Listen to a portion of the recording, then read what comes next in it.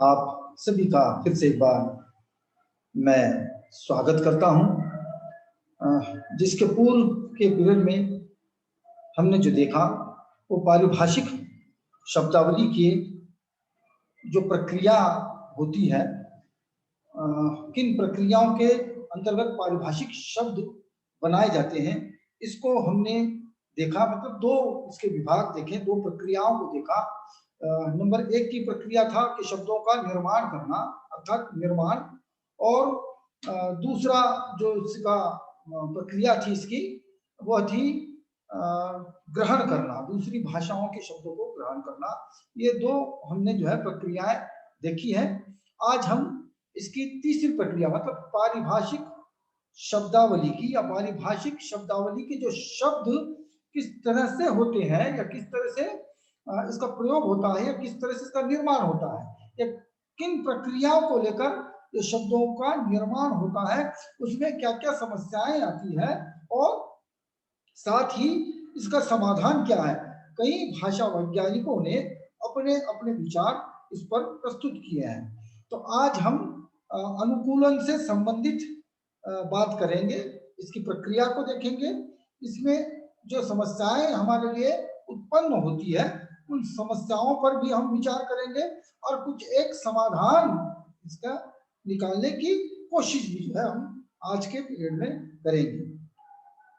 अब देखिए कि अनुकूलन किसको कहा जाता है। जैसे इसके पूर्व हमने देखा कि निर्माण करना, अर्थात शब्द को, नए शब्द का निर्माण करना, ग्रहण करना, दूसरी भाषाओं के शब्दों को सीधा लेना।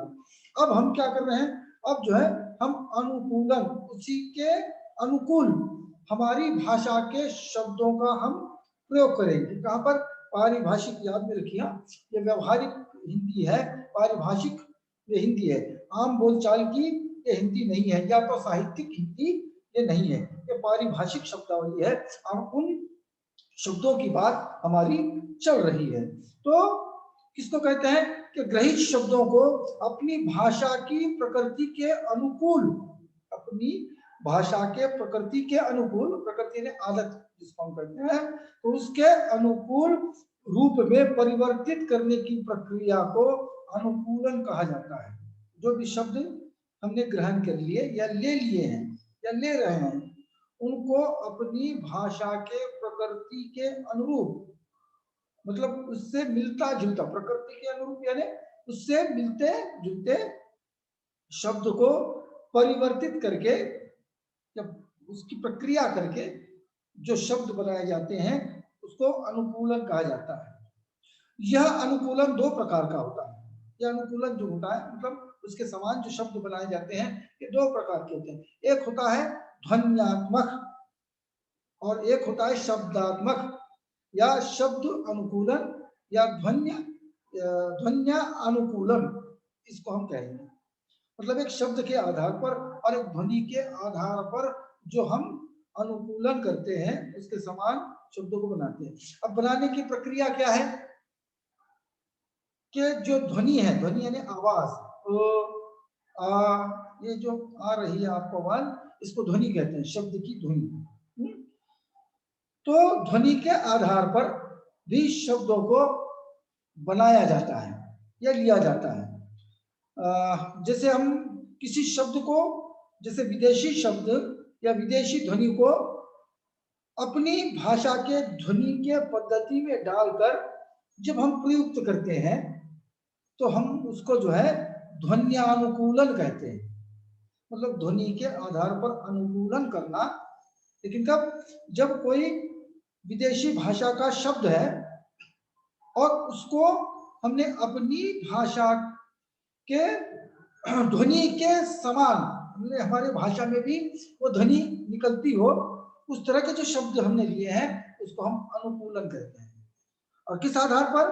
ये ध्वनि के आधार पर। उदाहरण के लिए मैं आपको बताता हूं, अंग्रेजी शब्द है टेक्निक, टेक्निक है ना, अंग्रेजी शब्द है। उसको हमने पारिभाषिक शब्द क्या बनाया?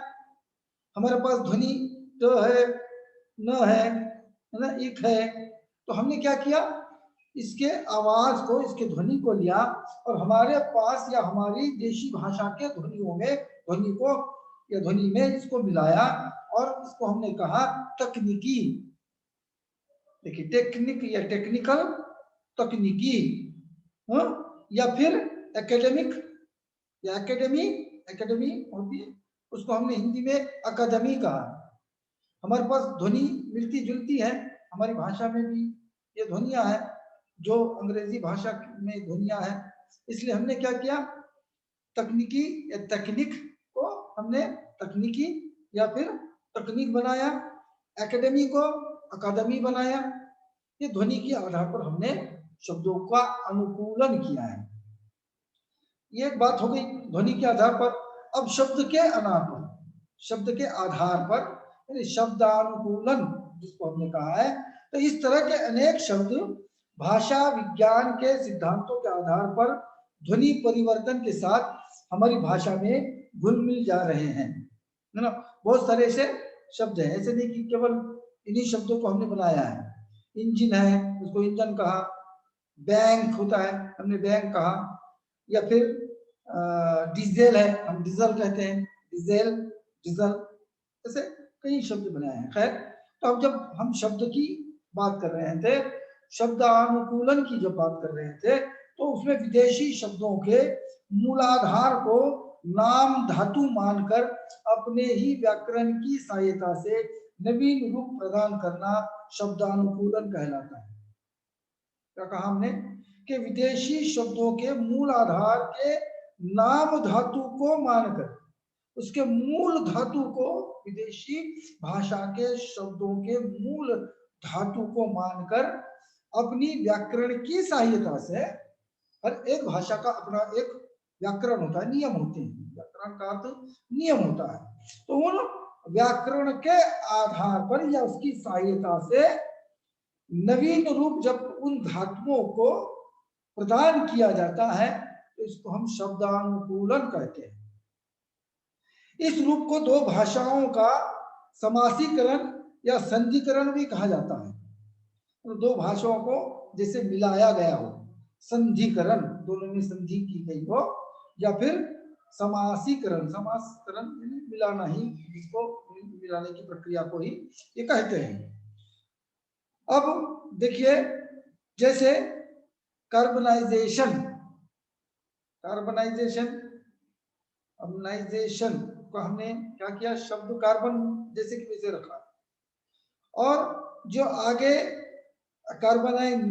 कार्बनाइजेशन जो आगे आया है, उसके लिए करण, कार्बनीकरण, करण जो है हमने क्या किया, हमारा शब्द उसमें उसके साथ जोड़ दिया, कार्बन जैसे कि वैसे लिया और हमारा एक शब्द अंदर जोड़ दिया है ना। वोल्टेज, वोल्टेज, इसको हम वोल्टता कहते हैं, या ये एप्लीकेट, एप्लीकर जो भी है, इसको अपीलीय हम कहते हैं, एप्लीकेंट को अपलीकीय, मतलब कुछ एक शब्द, जैसे पहला शब्द जो है विदेशी भाषा का लेना और उसके बाद हमारी भाषा के शब्दों को जोड़ना, और दोनों मिलाकर जो शब्द बनता है उसको हम शब्दानुकूलन कहते हैं। हो गया कि अनुकूलन दो प्रकार से होता है, एक ध्वन्यात्मक अनुकूलन ध्वनि के आधार पर होता है, और एक शब्दानुकूलन जो शब्द के अनुसार होता है। अनुकूलन के साथ जुड़ी मूल समस्या यह है कि हम समस्या पर इसके प्रकाश डाल रहे हैं कि समस्या क्या है, कि दोनों भाषाओं में संबंध सूत्र क्या है, दोनों भाषा में संबंध सूत्र, मतलब जिस भाषा से हम शब्द ले रहे हैं उनमें संबंध सूत्र क्या है, मतलब क्यों हम जो है उन्हीं भाषा के शब्दों को ले रहे हैं, उनका संबंध हमारी भाषा से क्या है।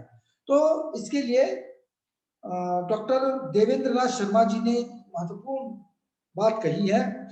वो कहते हैं कि कुछ लोग कहते हैं कि आप अंग्रेजी की समस्त पारिभाषिक शब्दावली भले ही ग्रहण न करें, पर अपनी भाषा की ध्वन्यात्मक तथा व्याकरणात्मक विशेषताओं के अनुकूल अंग्रेजी शब्दों में परिवर्तन करके तो उसको ले सकते हैं। भले ही आप पूरे शब्दों को ग्रहण न करें, लेकिन कुछ एक शब्द तो आप ले ही सकते हैं अनुकूलन करके। ऐसा करने से अंग्रेजी शब्दों से समानता भी रह जाती है और श्रम भी अपेक्षाकृत कम पड़ता है। मतलब इसमें श्रम भी कम लगेगा और इसका प्रयोग भी सीधा और सरल होगा, क्योंकि अंग्रेज, मैंने कहा इसके पूर्व भी कहा है कि अंग्रेजों का शासन हमारे हिंदुस्तान में रहा है, साथ ही अंग्रेजी पूरे विश्व में बोली जाती है, समझी जाती है, इसलिए हमको जो है पारिभाषिक शब्दावली बनाने में अंग्रेजी भाषा काफी सहायक होती है। जैसे हमने ऊपर आपको उदाहरण दिया है एकेडमी वगैरह का, तकनीकी वगैरह, ये सुनने में भी आजकल क्या है कि आम लगते हैं, सामान्य लगते हैं। आज इसका इतना अधिक प्रयोग हो रहा है कि ये हमको लगता ही नहीं है कि हमने अनुकूलन कर ये शब्द जैसे बनाया जा रहा है। अब देखिए, ग्रहित शब्द, यही कारण है कि जो ग्रहित शब्द है आधुनिक यूरोपीय भाषाओं में, आधुनिक जो अभी जो चल रहा है आधुनिक यूरोपीय भाषा जो यूरोप में चल रही है, जो यूरोप एक खंड है पूरे विश्व का, 5 खंड जैसे कहा जाता है, उसमें से यूरोप काफी शक्तिशाली जो है ये खंड है। तो वहां पर जो भाषाएं हैं जैसे ग्रीक है, लैटिन है आदि शब्दों को वो अधिकाधिक ग्रहण या अनुकूलन जो है ये करते हैं। यही नहीं, ये दोनों भाषाएं यूरोप की कला, साहित्य, दर्शन, विज्ञान, धर्म आदि में भी प्रमुख स्रोत है। आज हम देखते हैं कि कई कई कई दिशाओं में यूरोप के इन भाषाओं में कई इसी प्रकार के शब्द, मतलब ग्रीक और लैटिन भाषाओं के शब्द या उन भाषाओं को का ही साथ ही मतलब उसका प्रयोग जो है चलता है। साथ ही उनमें शब्द निर्माण की शक्ति की संभावना भी विद्यमान है। ये इतनी अधिक सशक्त भाषाएं हैं, उनमें शब्द शक्ति के निर्माण की, है ना, संभावनाएं भी हमको दिखाई देती है, जिनका यूरोप की आधुनिक भाषाओं में अभाव है। अतः कोई आश्चर्य की बात नहीं कि यूरोप के एक छोर से दूसरे छोर तक को सभी भाषाएं, चाहे वह आइसलैंड हो चाहे रूस हो, अपनी आवश्यकता पूर्ति के लिए ये लोगों ने ग्रीक और लैटिन भाषा को ही अपनी पारिभाषिक भाषाओं के लिए सहारा बनाया हुआ है। किंतु अंग्रेजी और हिंदी में ऐसा कौन सा संबंध सूत्र है? जैसे उन लोगों ने लैटिन और ग्रीक भाषा को अपनाया है, तो हमको यह भी विचार करना है कि हमने अंग्रेजी भाषा को क्यों अधिकांश रूप में अपनाया है, इनमें संबंध क्या है? तो सच पूछिए तो मैं ये कह सकता हूँ कि हमको ये दिखाई देता है कि उनमें जो है समानता की अपेक्षा वैषम्यता ज्यादा है, विषमता ज्यादा है, विरोध, या ये कहें कि हमारे जैसी वह भाषा नहीं है, उनका अस्तित्व अलग है, इसलिए हम उसको क्या कहें, वैषम्य अधिक है। अतः स्पष्ट है कि ऐसे ही शब्दों का अनुकूलन किया जा सकता है जो मूल विदेशी हो, परंतु अब किसी न किसी रूप में या तो वह हिंदी में वह आत्मसात कर लिया हो, या जिनका लिप्यांतर ही किया जा सके, निर्माण असंभव हो या अव्यवहार्य। इसलिए हमने, और इसी तरह के शब्दों का अनुकूलन करना यह सही भी है। जो दो भाषाएं समान नहीं होती है उन्हीं भाषाओं का, क्योंकि हमारे लिए जो अगर हम लिप्यांतर करते हैं समस्या ये भी आ जाती है। देखिए कि जब हम इसका क्या कहेंगे कि अनुकूलन कर रहे हैं, तो अनुकूलन करते समय यदि हम ग्रीक, लैटिन, अरबी, रूसी, जर्मनी, जापानी, अरबी, इन भाषाओं के एक ही शब्द को अगर देखें, एक ही शब्द को देखें, एनालाइजर, जो अंग्रेजी में एनालाइजर जो है, मैं उच्चारण कर रहा हूं एनालाइजर, इसी एनालाइजर को जर्मनी में एनालाइस्टर कहते हैं, एनालाइस्टर, रूस में एनालाइजाइस्टर कहते हैं, और अंग्रेजी का तो हमने बताया। तो इस प्रकार से 3 अलग अलग उच्चारण एक ही शब्द के हो रहे हैं। अब जब हमको अनुकूलन करना है, इनका लिप्यांतर करना है, अपनी लिपि में लिखना है, तो हम कैसे लिखेंगे?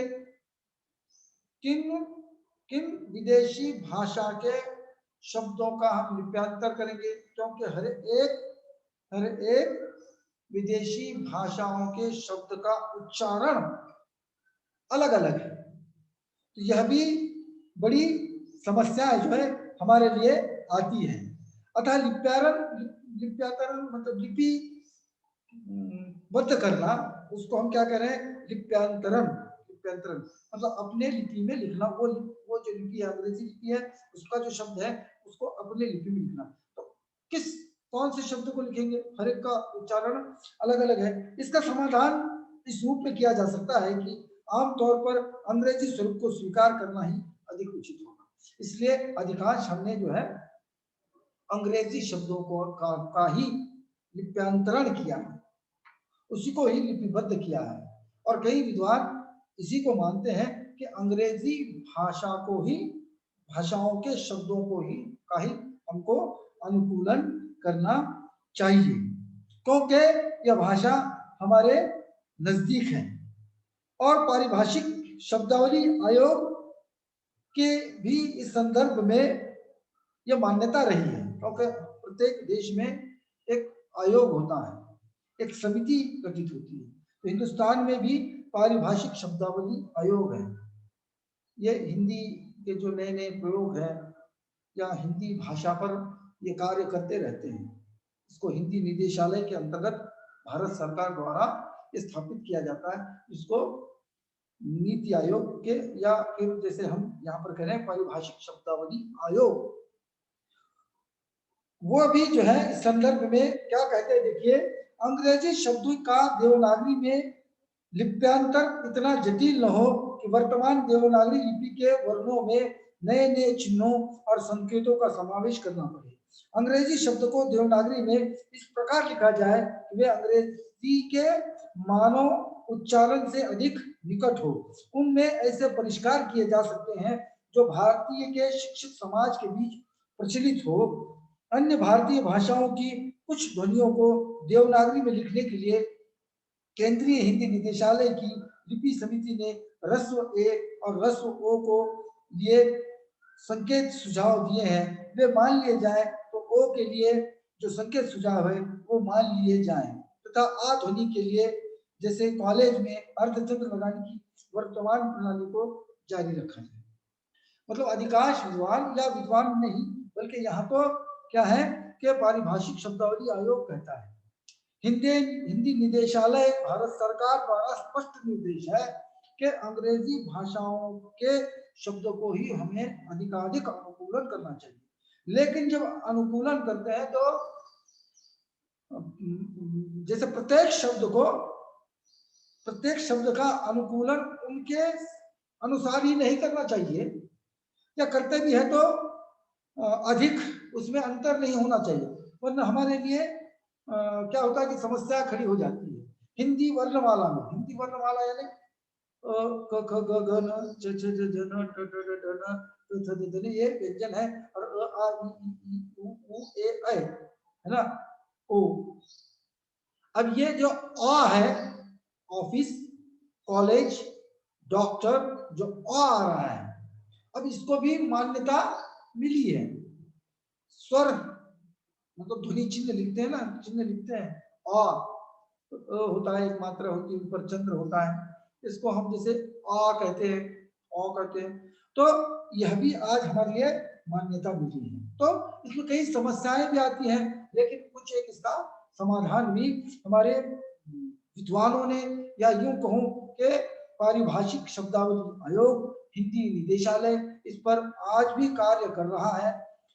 ये कार्य जारी रहेगा। मैंने इसके पूर्व भी कहा था कि जब तक ये संसार है, ये दुनिया है, तब तक जो है भाषा में परिवर्तन, भाषा के शब्दों में परिवर्तन आता ही रहेगा, क्योंकि इस हिसाब से ही, उस परिवर्तन के हिसाब से भी भाषा में भी परिवर्तन आना स्वाभाविक है। तो यह जो है अनुकूलन, शब्द के अनुकूलन की प्रक्रिया है। मैं समझता हूँ आपको यह अनुकूलन की प्रक्रिया अच्छी तरह से समझ में आ गई होगी।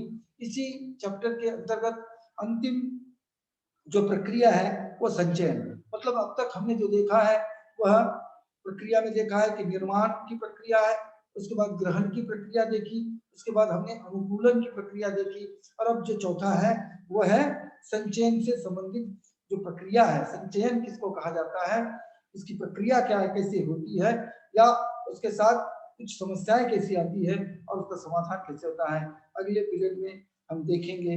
मुझे दीजिएगा इजाजत, यहीं पर रुकते हैं। धन्यवाद।